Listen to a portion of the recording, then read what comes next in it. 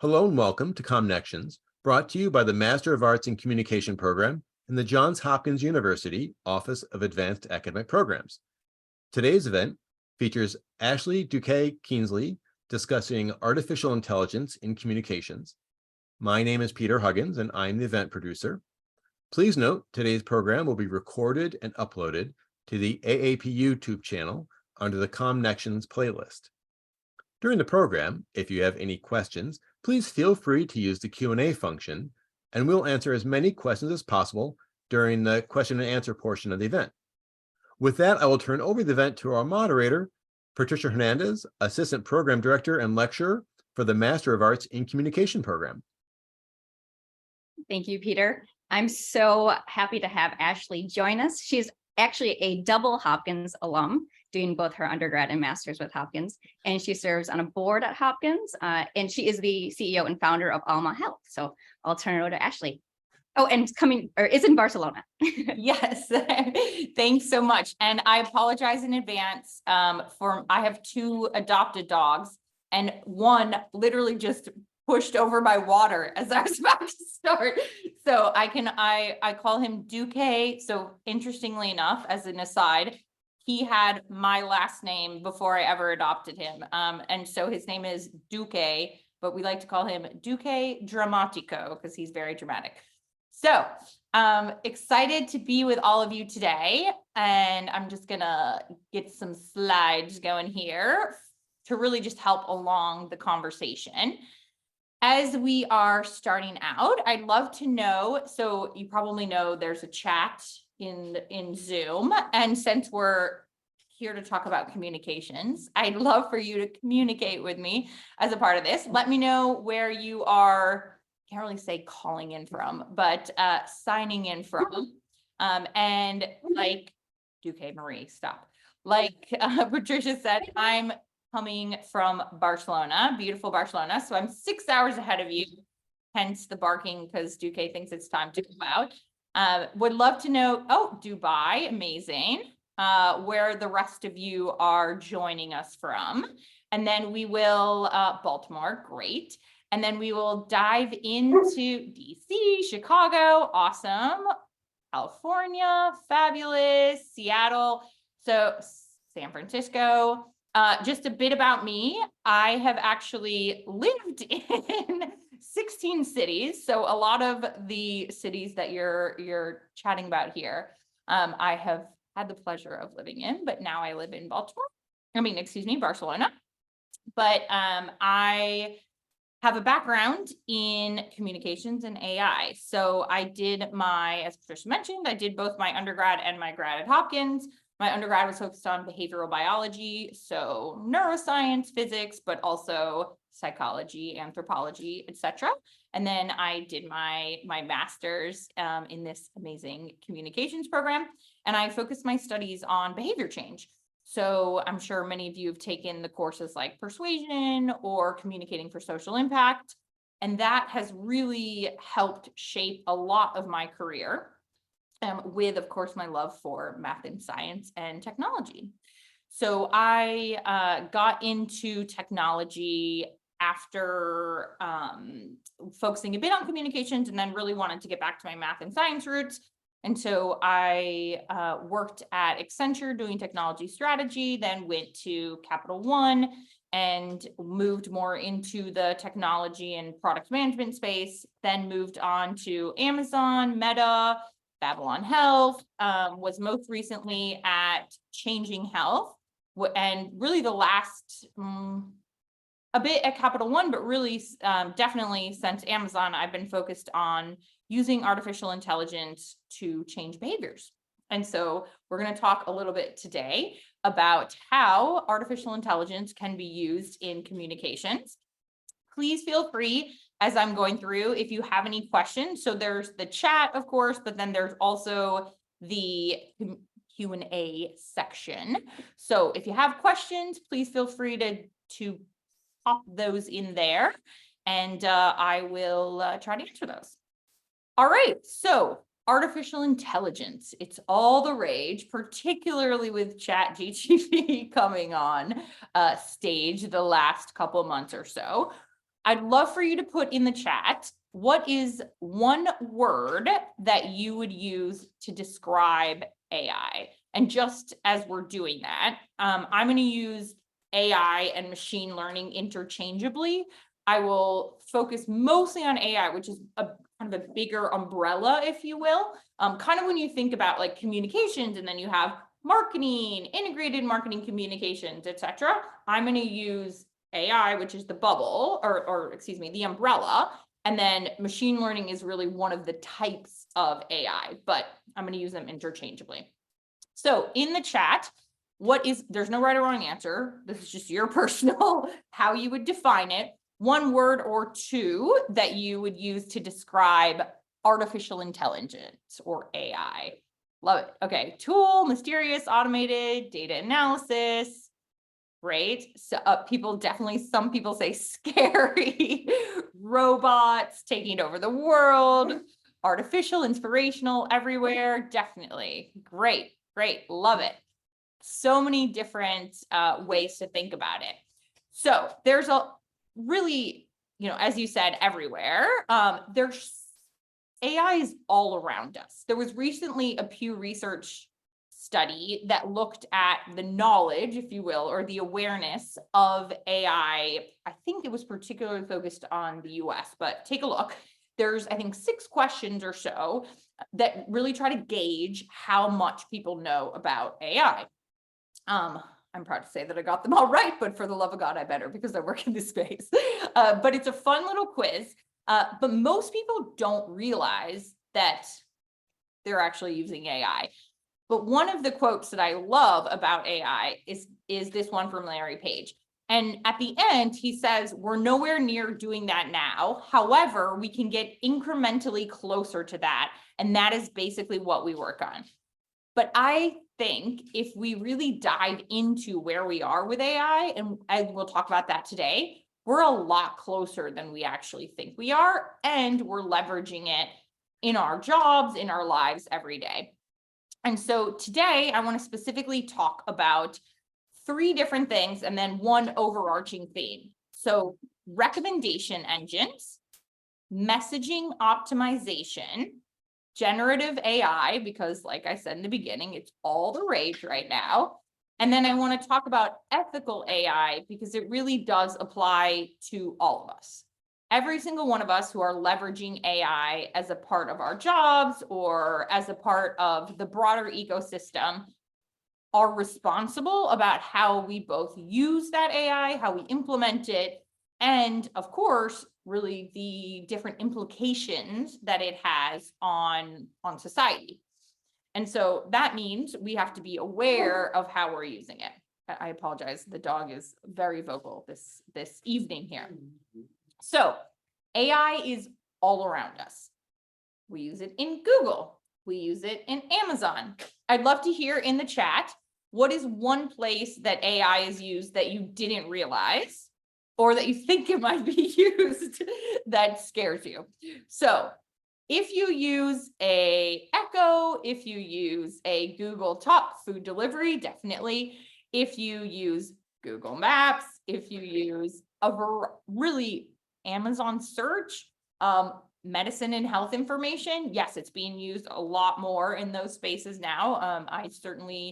I actually was a director of AI at Babylon Health, so we were looking a lot at how do we leverage that, how do we make sure it's ethical. Manufacturing, yep. Yeah, the Echo. So I have a really funny story about that I won't bore you with, but basically the Echo, hopefully her wake word is different, is not actually listening to you. I was at an event recently where someone was asking about that, but certainly once you use the wake word, they're listening to you, right? So that, your phone, of course, Spotify, we'll talk a little bit more about the recommendation engines, all of that. Yep, Google Monitor are all using artificial intelligence. And oftentimes your autocomplete in your emails, it's depending on, the browser you use, all of those are using AI. And so, as I mentioned before, it's really a part of our lives now. The growth rate is about 140% year over year. It's a $299 billion market it's considered to be by 2026. And 83% of companies say it's a priority for them. So it's our responsibility as folks working in communications, but certainly as also as consumers, to be aware of how AI is used, as well as what are the implications, again, and like the ethics to get back to that. It can certainly help you in your job, and we're going to go specifically into those pieces in communications, but also hopefully help relieve some of the other pieces of stress or work, et cetera, you have in your life. All right, so recommendation engines. Off the top of your head, I've given you a bit here, but what other recommendation engines come to mind when you think about something that gives you recommendations? So Amazon, obviously, when you search, is going to recommend different products. Spotify. So I say Meta now because it's like across their various tools. Goodreads, interesting. Yeah. What other serious? Yep. YouTube, definitely. Yelp. Yep. I actually have a good friend who used to work with me at Amazon who worked on the AI at Yelp. How about Netflix, anyone? Or any of the other, so you said YouTube, but any of those other ones? Yep. So interestingly, the targeting ads are certainly recommendations, but the content is also recommendations. So anything where you think content or nudges, notifications, etc., are being served up to you, those are often using AI to optimize. What are they optimizing? They're optimizing for what you're going to select, right? So think about the business. So let's choose Amazon, because I used to work there and I used to work on one of the recommendations engines. They are optimizing for the product that you are going to choose. Did you know 40% of searches, at least when I worked there about 5 years ago, 40% of searches start on Amazon. Most people don't realize that Amazon, from a marketing and ads perspective, is really just as big of a player as your places, almost like Google, Meta, etc. So what do they want to do? They're trying to optimize selling you products and helping you identify things you didn't even realize you needed. It's almost like when you go into Target in real life and you are intending to go get 2 things and you walk out with 10, right? Amazon, Spotify, Meta, etc. They are trying to present things to you that will optimize whatever their key metrics are. For Amazon, that's of course going to be sales. For Meta, depends on the service, but for instance, for Facebook, it's going to be time spent normally is what they're going to optimize for. Of course, they're going to look at a variety of different other factors. So one of the things that Meta moved towards was like, would you recommend, et cetera. And a lot of those, of course, go back to like long-term, what are they trying to do? So those recommendation engines are trying to often either encourage a behavior or change a behavior. One of the really interesting things that I worked on when I was at Meta was around trying to help people move away from extremists, or what we would say, kind of, we'll characterize them as unhealthy behaviors. And one of the ways that they did that was actually by inserting or recommending, and I believe Google's publicly published on this, actually tries to insert and redirect searches that may be harmful towards different services or different nonprofits, et cetera, that will actually try to help move people back into less harmful, less extremist behaviors. So they're doing that through nudging, recommending, et cetera. So that could be through content, that can be through nudges, notifications, et cetera. They are using predictive models. So predictive models are what can I look towards, and how can I look based on a huge population, right? How can I look at the large population they have, at how they've behaved in the past, how you have behaved in the past, and it depends on how complex the model of how many actual data points they need to predict how you're going to behave in the future. They'll look at and say, okay, based on these things, I anticipate that you are going to behave this way. I'm sure you're all aware of there's a couple of different interesting ones where Target basically realized that a girl was pregnant before her father did. It was, a bit of a taboo, and a lot that had to do with her shopping patterns. And what I often tell people when they say like, oh, the Echo's listening to me, or, my phone is listening to me, is no, it's just that you're pretty predictive. So we're all pretty similar when it comes to millions of people, right? So there's millions of people in the world, and there's enough. I often use myself as a single 40-year-old woman living in Barcelona who's an American with 2 dogs. I'm unique in my own right, but my past behaviors are indicative of my future behaviors. And there's enough other people that are similar enough to me and enough data points that they can predict, they being Amazon, Spotify, etc., how I am going to behave. And hence, that's how they can determine what to recommend me. So the AI models are taking a variety of different data points. They're not all demographic, and I actually believe much more in behavioral and psychographic predictions, but that again is more based on a variety of different inputs, parameters, etc. you have to help then recommend what's the next right thing for you to do. And so that's what recommendation engines are doing. And it's certainly a way that as communication professionals, we can, in particular, when we're trying to change behavior or trying to find what people like, etc. Obviously in marketing, especially when you're talking about on these larger sites, it's another important piece. And then one thing that I love, so feel free to jump in with any questions you have on this recommendation engine space before I jump into the next message optimization, but we can always come back to it later. The other thing that I really enjoy, it's one of my favorite kind of AI principles, if you will. It's called exploitation versus exploration. So with a model, with a machine learning model, we tend to know what's the probability, right? So what's the likelihood of someone following a recommendation, but we don't necessarily know if we're missing out on something.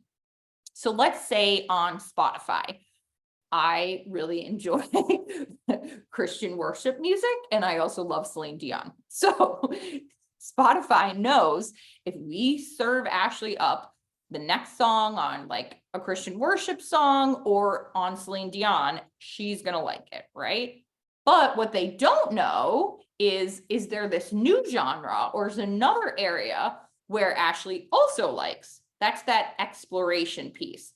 So you tend to create a balance, and a lot of that is, trial and error, etc., where you say, okay, we're going to exploit, we're going to choose what we know Ashley likes 90% of the time, and then we're going to explore something that we think similar people like her, or like, there's a lot of different things. It could be the melody, it could be the rhythm, it could be a lot of different things that we think, okay, these are similar enough, so we're going to explore to see if Ashley also likes these.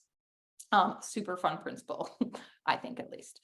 All right, next on the topic list, message targeting and optimization. So communications people, we do a lot of messaging, and oftentimes, so my background is also in product, so product targeting, etc., is very important. Who you're building for, all of that fun stuff.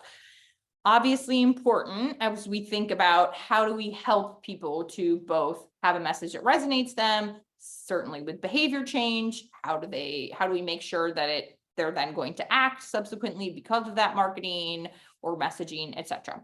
So there's a variety of different ways and different kind of facets or keys that we can use AI to target, change, and basically cater the messaging towards a particular individual. And of course, there's like, how do we actually get to targeting these is often around business rules, trial, testing, making sure we have a bunch of different data points across it. And then of course, Duqué, sorry, my dog is eating his bed. And then of course, a lot of like seeing the results of whether people have followed out on that messaging triggers, et cetera, right? Made the purchase, blah, blah, blah. And one of the reasons that Meta in particular has done such a good job at being able to basically tell advertisers how much money they will make based on an ad is because they've been able to, with cookies in particular, which of course a lot of that's gone away with Apple's changes, privacy changes, is actually go back and have the circle closed, right? So that's why Meta in their advertising in the past has been able to say, okay, if you spend $10, you're going to make 20, because they know how to close that loop, so they can use AI to predict based on these variety of things. So, sorry, bit of a tangent there. So on messaging targeting is not only around just the message, but there's a lot of other various things that we can look at to tailor using AI to predict what is going to be effective. So one of those things is around format. So I am super old school, like as in I still don't like getting voice messages on WhatsApp because it just doesn't work for me.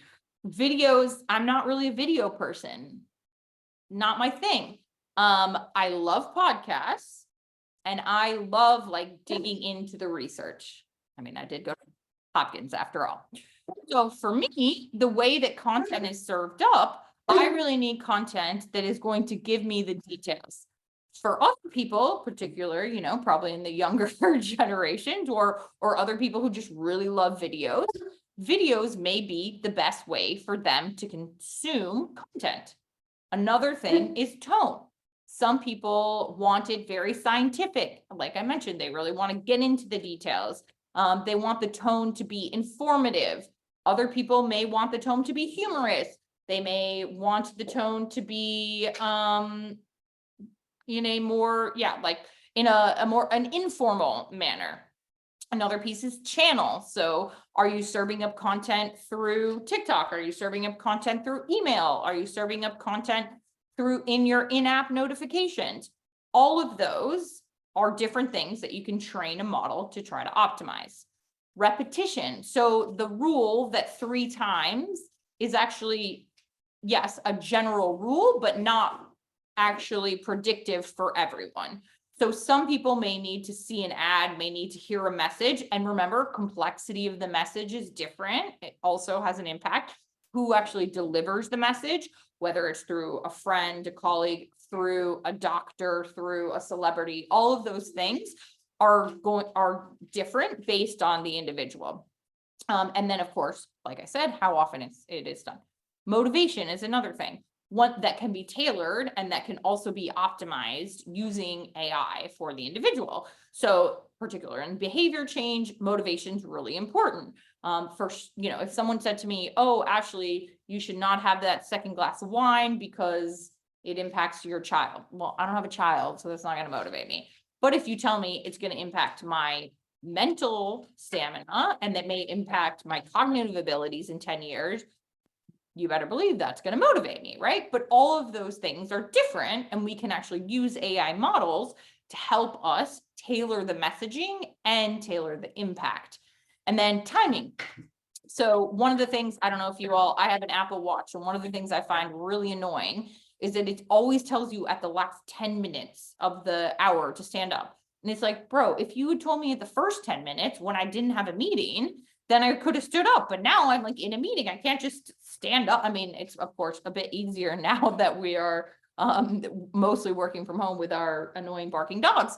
But still, if you can time what works best and you can predict when someone is going to receive the message, how they're going to react to that, etc. All of those are things that you can use AI to predict and optimize.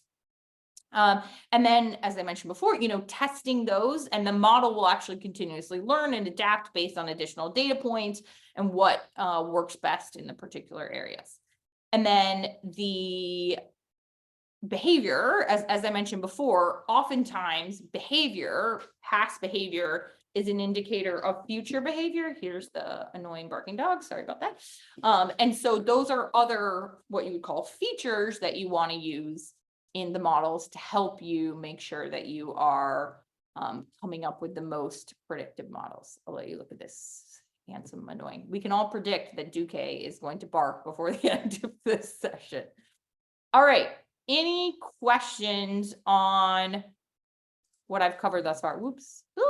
Now I'm going the wrong way. Well, there's annoying Duqué for the image. There we go. Okay. Any questions so far on what I've covered? Okay. So I know I also have a tendency to talk really fast. So please do jump in. Tell me in the chat, what are you most excited about and what are you most scared about generative AI, which is basically ChatGPT, LLMs known as large language models. Citations, yes. Patricia, totally. Is there anything else? So I'm sure you've all heard of ChatGPT, right? Maybe many of you have actually tried it out. You can get it as an add-on to your Google search, put you out of a job. Translation, yeah, kids using it for homework for sure. As Patricia mentioned, I am on one of the boards at Hopkins, and one of the recent things that came out at one of our meetings was like, okay, how are we responding to this? Blah, blah, blah, like students using ChatGPT, etc. Generic. Oh yeah, definitely. Readers believing unfounded information. Exactly. So just to give like a kind of 60 seconds on generative AI and large language models. So, and I'm sure many of you know this, large language models and most large models. So when we look at anything that can basically respond to questions beyond a specific, like haven't been trained for a specific type of output or function. So when I was talking about before, the recommendation engines, those are trained specifically for whatever they're being used for. So for instance, at Amazon, they're specifically trained on Amazon product search, right? So the training set is previous searches and then purchase behaviors. On Meta, they're trained on, what you clicked on, what you read, how you purchased, etc. Large language models and generative AI are most of the time, if not always, trained on vast sources of information. They're probably trained on something that you've either read today or potentially have written yourself, because they're trained on mostly on public, well, no, almost always on public sources and on Wikipedia, on what's out there. As you know, as I'm sure we've, I don't know if it's still a rule at Hopkins, but it was definitely a rule at Hopkins when I went there, that Wikipedia was like, obviously not a primary source, right? And you always had to go and dive into the research, etc. And as we probably all think, you still a rule, as hopefully we all know, even a research study, if it's just done once, right? I mean, we are all at a research institute. We know that if a study is not replicable, or if the sample size is small, or if it's not done in a blind, like double blind type manner, oftentimes we can't. Well, first of all, causal relationships are really hard to prove. Period. But even correlationally, right? There's some standards that we need in place, and fortunately or unfortunately, the science and whatnot tends to change over time. So, but what generative AI does is basically takes all of this content, etc., as true, and it surfaces it back to you, the searcher or the user, in a tone, oftentimes, as authoritative or definitely knowledgeable.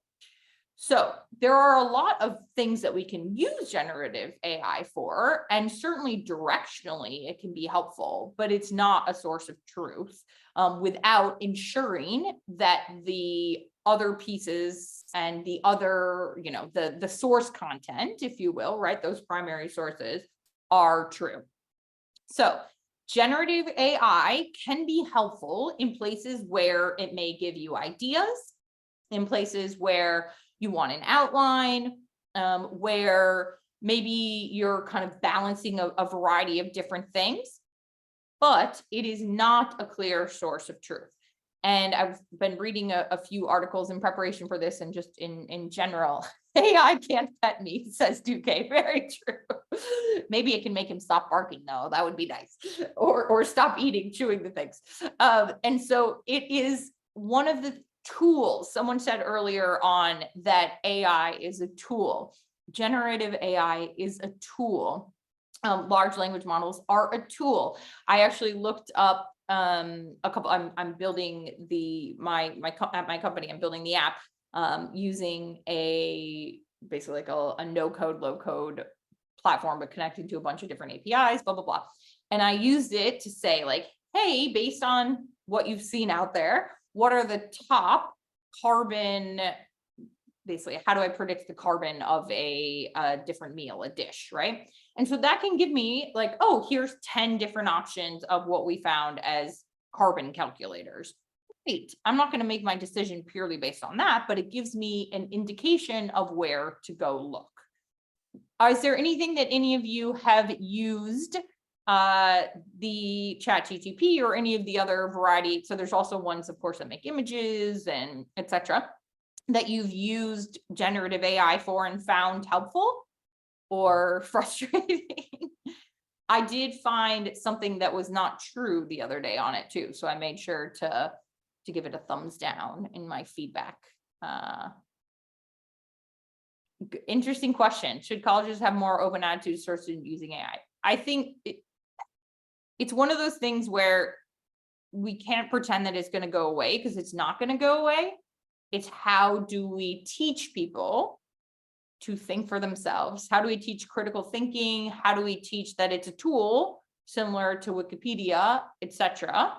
Yeah, basic coding strategies. Yep, agree, Cody. I did something similar, right? And I think the more and more, and when things are a bit more straightforward, it is easier. I think it's when we think about more complexities, rational thinking, how do we problem solve? How do we critically think about things? I was on one of my walks recently, was thinking about my thinking in prayer time, just was thinking about, okay, going back to when we think about, again, this is a tool, like what are the important things that we make sure that kids and ourselves know? A lot of it, again, is how do we critically think about, how do we evaluate if this is true, if this is not true? How do we look at the sources? How do we kind of take a step back from what is presented to us, which is really important in everything, not just with generative AI, but also with any sort of information that's presented to us. But again, it is a tool. Great, super interesting. Is there anything that you all want to try it for, that you maybe haven't tried it for, or that you think would love to understand a bit too, how you see it impacting your jobs, if there's anything in that space? Disruption, definitely. Yeah. So my parents and I were just talking about Google Maps last night. I'm really blessed. My parents live 3 floors above me now. They moved to Barcelona as well, and they are in their 70s. And so we were talking about Google Map, well, early 70s. My mom would be upset if I said 70. She's 71. But we were talking about Google Maps and kind of the progress of how we used to have MapQuest. Remember when you guys printed those out? Like we had the full MapQuest, blah, blah, blah. And really, like you're saying there, like there's a progress of, we used to have encyclopedias. I do remember having encyclopedias and the microfiche at the library. All of that progress, right? Differentiating. But an interesting part about Google Maps and also about ChatGPT is it's more crowdsourced, right? So Google Maps has reviews of restaurants. Instead of someone writing a map every, I don't even know how frequently it's done, but let's say 10 years, right? It can be updated literally daily. You can update, somebody's changed this restaurant, somebody, different reviews, blah, blah, blah. And ChatGPT, etc. It's really taking the collective, but that doesn't mean one rating on Google Maps is the same as someone who used to write a map, right, 10 years ago. But who's the authoritative voice on all of that? also changes. So again, getting back to that really like critical thinking of how do I bring together these different voices and these different points, but still understand. And again, the kind of that whole really super interesting thing when you even think about like what's source of truth, right? So super interesting, and definitely something that we are all on the journey, I would say, of discovering. All right, so ethical AI. Interesting question. So how ethical would it be to use ChatGPT to create content at work? So certainly, I think there's a level, and we're trying to get to standards. So part of this is standards. There's like a level of being transparent around where that came from. And then also thinking about, Laura, do you ever use the AI to kind of finish a sentence for you in an email? And then do you feel the need to say, oh, by the way, I finished this email with the Google filling it in, right? The Google, sorry, geez, I sound like my mother. And so that is really a conversation that's continuing to happen, and something as communication professionals that we need to think about, but also that we need to really, especially as we think about ethics, be aware of, and who gets the credit for that, right? So here you can see on the bottom of my slide, I've put the image source for this particular image. There's certainly all four of the topics on here are things that I've discussed before and like things that I've presented on before, but it's not my image. So if I were to use ChatGPT, to go back to your question, I didn't use ChatGPT on any of my slides, but if I had, should I have started my presentation or finished my presentation by saying, oh, by the way, I used ChatGPT to create these slides? Who knows? Is it ethical? Is it not? Again, I, for one, am pretty big on transparency, but as it becomes more and more a part of our culture, I don't actually at the end of my emails say I finished this sentence using Google. So why do I feel comfortable with one but not comfortable with the other? All interesting questions to think about and to talk about. But one thing that I will say that I'm super passionate about, as we talked about earlier with these large language models and generative AI, those are based on massive swaths of data that sit on the internet. And guess who created those? Humans. Human wrote those. And guess what humans have? Bias. And I hate to tell you, no matter how perfect you think you are, you have biases. That's the way that your brain was created. So that means most of the things that you've created, most of the things I've created, and certainly society, because guess what? Society is made up of humans, just like you and me, who happen to have biases instilled in them. So when we're using existing data, like we do to create AI, there will inherently be biases in that data.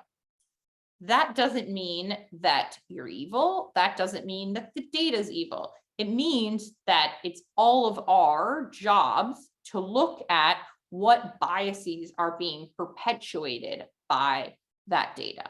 So it's really important when you're using something like ChatGPT, or when you're using any sort of AI, and really when you're using any sort of communications or technology, etc., to look at what, and I'm sure you've learned this in your messaging, etc., what biases is this perpetuating? One of the first articles I ever wrote publicly, which if you like search me and go way far back, it was on Huffington Post. It was Apple. So I think actually I recently came across, I think I can't remember the woman's name, but basically like the king who abdicated his American lover or whatever, who he abdicated for, made some comment once about you can never be too thin or too powerful or something ridiculous like that. And Apple had a thin MacBook Air. I think the one I have now is probably thinner at the time. And their slogan for it was, you can never be too thin or too powerful. And, you know, we can get into a long discussion. You can think I'm sensitive, whatever, it's fine. I don't take it personally.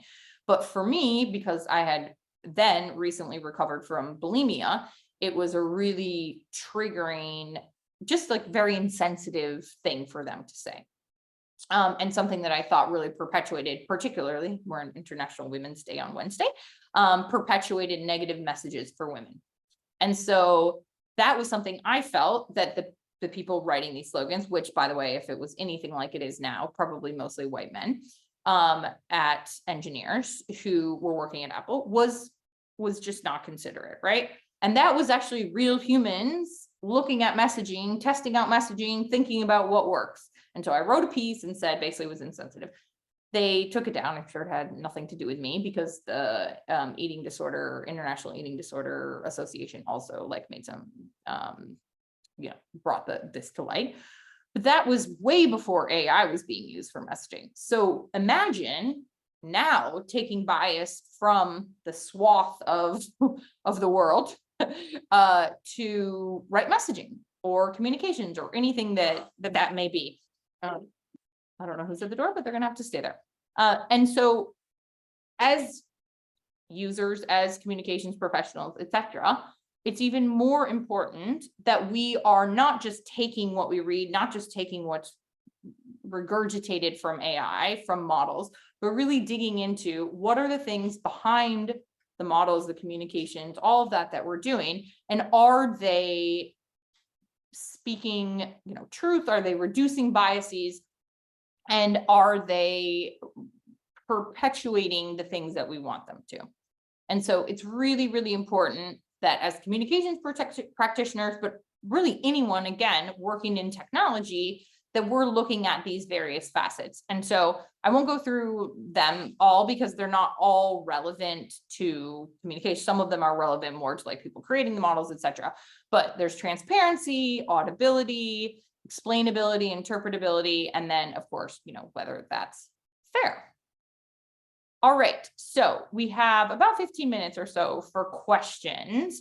I would love to get questions. And just so you know, so on Instagram and Twitter and TikTok, even though I don't go on there very often, I'm under Ashley Duqué, and then my website is Almma Health.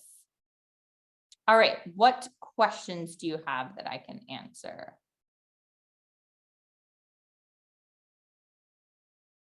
Okay, so you heard ChatGPT was already generating answers that are unpredictable to its large language models. Is that something we should be worried about?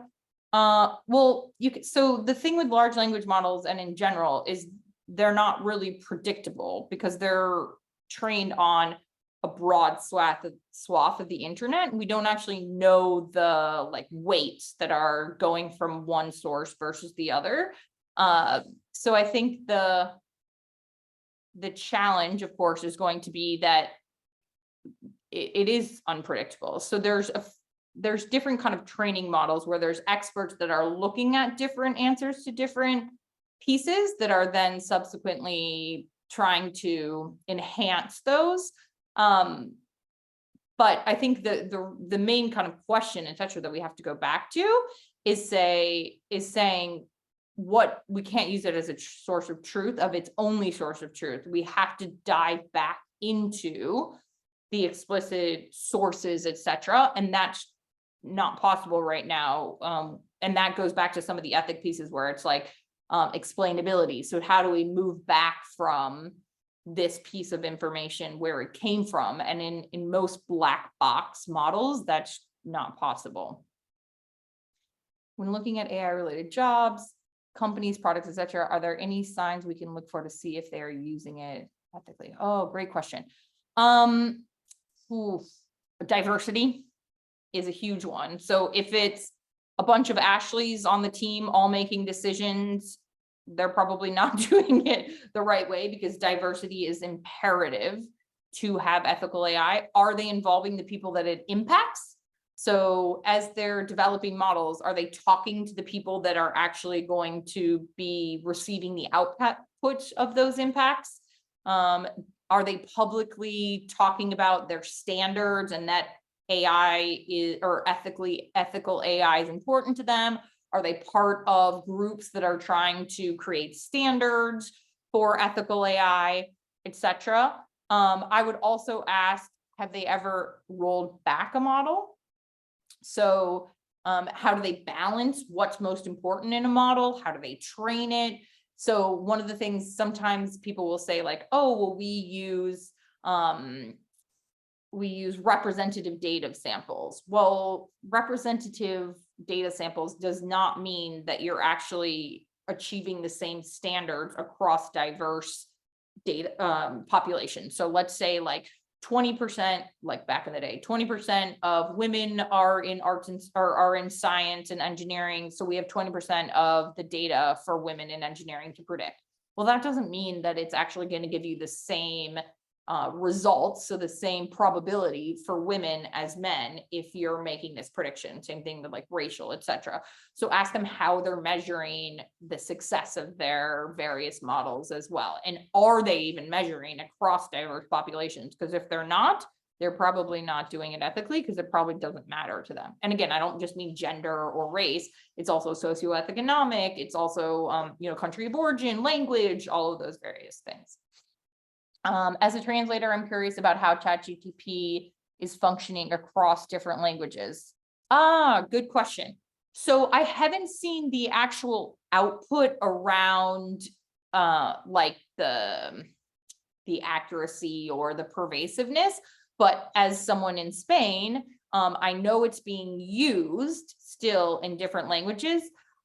Now, the majority of the content on the internet is still in English, and I think Chinese is number 2, but not all of that's public. Good question. I would have to look at, I mean, I think the nuances around translation, of course, we're not to a place where anything, sensitive can be done by AI. I was just having this discussion with someone recently and saying, can you imagine, like, this is not funny, but can you imagine like Putin getting a translation that's wrong from an AI translator, which like result in like this horrible atrocity? Like, we cannot use AI as a translator in any sort of sensitive communications, because heaven forbid, right?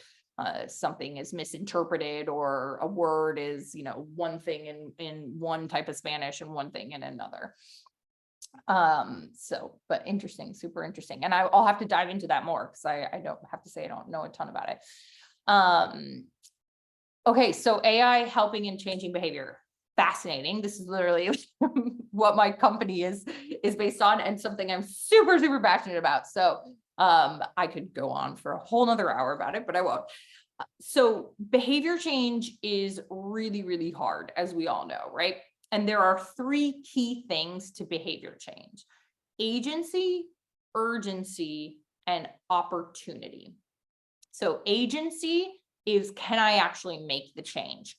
So I often use the idea of, so I'm going to use it in the context of changing behavior for like making healthier choices for yourself and the environment. So for instance, if you were to say, Ashley, you should take one of these BCs that they have down, there's like one station right outside. Well, my mother recently fell off of one and got a black eye and hurt her knee. I haven't ridden a bike since I lived in London during the pandemic. So there might be an opportunity to rent that bike, and I might want to rent that bike, but I don't have the agency, the ability to rent that bike and not kill myself. Like, who knows, probably getting black eye like my mother, or riding it into the ocean. Urgency. Why should we change now? I used this example earlier. I'm a big red wine fan. And so if you want to tell me, Ashley, when you get off of this lovely presentation, do not have your favorite glass of red wine before you go to bed. And you want me to stop now, right? Urgency. Why should I stop right now? That is all tied to personal motivation. So, oh, sorry, I didn't even explain about the agency. So you have to make a recommendation for someone that they can actually do, or they're not going to change. So you can use AI to predict based on health data. If I've never on my Apple Watch ridden a bike, you probably have enough data to predict that I'm not going to ride a bike now, right? That's not going to make me ride a bike. So use the data that you have, as well as people who are similar, to predict, do they have the agency, the ability to make this change? Urgency, again, going back to looking at, okay, someone who is 40, single, living in Barcelona, owns her own company. What's my urgency to not have that glass of wine? My urgency, my personal motivation, again, if you use a messaging that talks about kids, that's not going to motivate me. I don't have any kids. And my dog doesn't give a crap if I have a glass of wine or not. So you have to use the urgency to motivate me now, though. Well, how do you connect that to now? Probably connect to, what do I have going on tomorrow morning? You can use that through a bunch of different data sets, connecting, etc. Urgency. Opportunity. Do you have the opportunity to change? So we'll go back to the bike riding incident. If there are no available bikes and it's pouring down rain, I don't have the opportunity, because there are no available bikes and it's raining, to actually make that choice. You can use AI prediction to tailor down to connect all three of those into a recommendation that works for me. And so one of the key things, again, in behavior change is, how do we bring those together? And how do we then, of course, we all know like changing behaviors is little poco a poco, as we say in Spanish, but like this over time. And then of course there's reward systems and gamification and all of those other things, but different gamification works for different people. How do you bring those all together to make the right recommendation? You can use AI to do that. Doesn't mean it's going to work all the time, of course, but when you have large enough data sets, you can pull those together. That's based on the like previous behavior patterns and behaviors of others to help people nudge them towards making that right behavior. Okay, that was a long answer because I'm really passionate about it and really interested in it. And it's, like I said, stuff that we did more around at Meta. We were more looking at, how do we nudge people towards helpful behaviors away from harmful behaviors? I mean, how do we help identify different things? Other questions? You can put them in the chat too, or thoughts, or yeah, if you're excited about this stuff, scared about it, think your dog's going to start talking to you. Are there other topics in this space that you're interested in, or that you think would be helpful for other folks? Is there something in the space that you think should be included that maybe I didn't talk about specifically? So nudges are another thing. So again, like I talked about channels earlier on. So notifications, emails versus texts versus nudging someone else. So in behavior change, that's another place where the messenger and the tone and all those different things are important. So one of the things we thought about is like, how do we get a grandkid or a child to nudge, and like the parent or vice versa, to remind someone of a behavior, whether it's taking medication or going for a walk. It's again, like pulling those pieces together that help really tailor the motivation and the recommendation to the individual to help them on that path. And then of course, there's always, interestingly enough, in the AI space, there's always kind of the creepy factor, so the funny story that I had was, which this might be like oversharing, but I had an ex-boyfriend who was at my house and was like literally scared of AI, and I worked at Meta. And we were sitting on the couch and I said something about having small boobs or something ridiculous. Again, I'm sure this is oversharing, but you can get my personality. And Alexa, remember, he was like literally afraid of Alexa, says out loud, adding big boobs to the shopping cart. Oh, it was amazing. Anyway, it was hilarious. As you can imagine, this man was even more scared and like, I'm never going to talk to you again, Ashley. That's creepy, right? Like that's a creepy factor of AI and Alexa. First of all, I don't think I said Alexa. Second of all, hilarious. So you always have to be thinking about what's the creepy factor too. If I send a notification to a grandmother, she's never told me she has kids, or grandkids, and I send her a picture that I found online of her, I mean, not me personally, but whatever, I send as an app, that's creepy, right? Like nobody wants that. Same thing if I say like, oh, I like followed your Glovo order and you like Thai food, so I'm going to send you a recommendation for a healthy Thai. That's creepy. It feels like somebody's like following my brain, right? So especially as we get more and more into this phase, we have to think about what's creepy, what's an invasion of privacy, and what's actually helpful for behavior change. And Alexa adding big boobs to the cart is not helpful for behavior change. Oh, thank you. Thank you, Patricia. I appreciate that for you validating my inappropriateness. Okay, you're personally just trying to find ways to optimize AI as a tool in the marketing communications in a way that augments the work through efficiency potentially.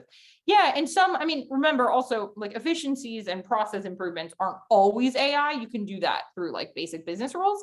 But then as you think about ChatGPT and some of the other things, and again, this is a place where like Grammarly uses AI too, right? So those are tools that you can basically, that you can use that aren't creepy and that are pretty straightforward and accepted that can help in your day-to-day work.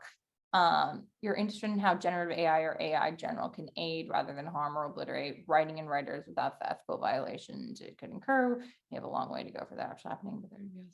Yeah, and I think, you know, it's really, that's a really, really good comment. I think it's a really interesting space and a place that I would say feel, if you're really passionate about it, just like I'm really passionate about AI and behavior change, if you're really passionate about it, start to share your thoughts, start to influence some of, there's going to be some legislation, there's going to be kind of ethical standards.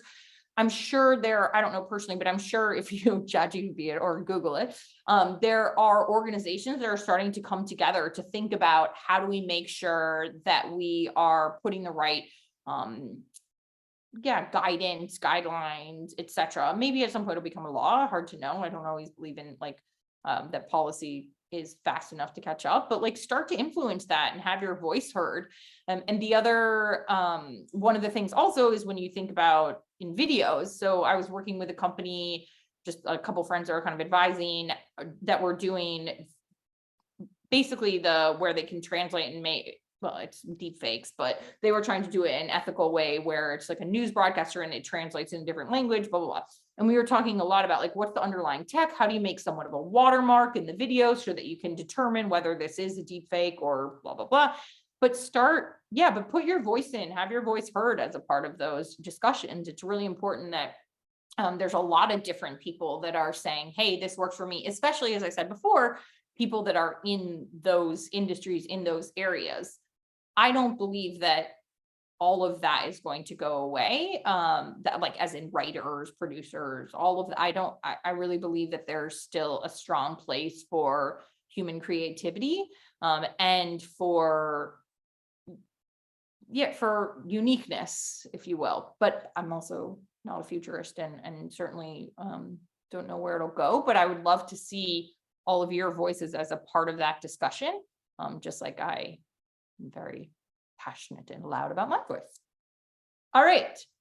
I think we're right at the end.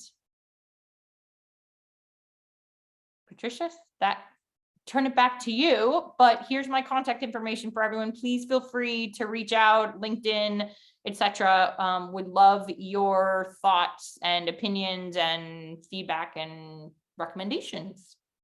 Thank you so much. It was excellent talk and great advice at the end, and appreciate everyone that could join. This has been recorded, and so we'll make sure we share that on social media as well. And I hope you have a great evening and enjoy your glass of wine. Thank you. Yes, and thanks, and happy International Women's Day on Wednesday. Thanks all for spending the hour with me. Really appreciate the great questions, etc. too. All right. One more announcement. We have another talk coming up March 28th. Was it, Peter? Can you help me out? I can't remember what day. Yeah, I believe it's March 28th. I'll be sending out the information in the chat. All right. Have a great rest of your day, everyone.